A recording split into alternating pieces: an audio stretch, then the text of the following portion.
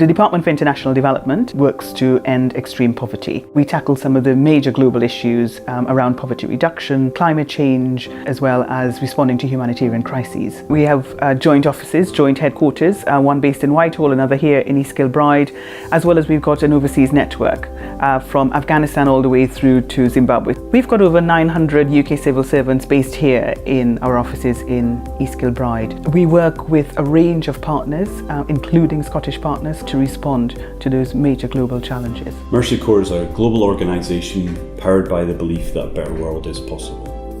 We work in more than 40 countries around the world. We're a team of 5,000 people addressing some of the toughest challenges we face today, and we're headquartered here in Edinburgh in Scotland. UK Aid helps Mercy Corps address the needs of today and build for stronger tomorrows.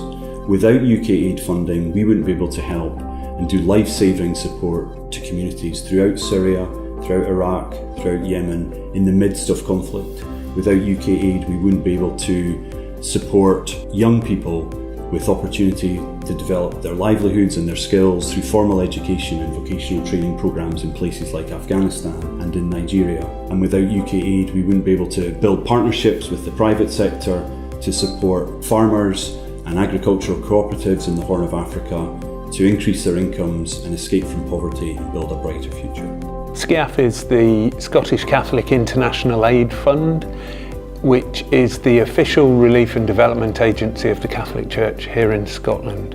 Since the UK government introduced UK Aid Match, we've been very fortunate to have been awarded it on 3 occasions.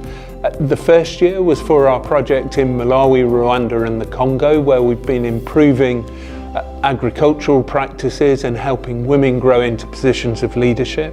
On the second year, it was a project in Ethiopia working with pastoralist communities who move around much more with their animals and helping them to make that lifestyle more sustainable and more secure. And then this year we were fortunate to have it for a program in Cambodia in Asia, which is much more concentrating with communities on how they can have the legal ownership of their traditional lands and then be able to manage them and use them much more productively so that they can improve their incomes. By securing UK Aid Match, we're now able to do much more in these countries than we would have been able to do in any normal year. EMMS International is a Christian international healthcare charity. We're based in Edinburgh and we've existed for 175 years. The big programme for EMMS is palliative care, so that mainly means care for the dying and for their families.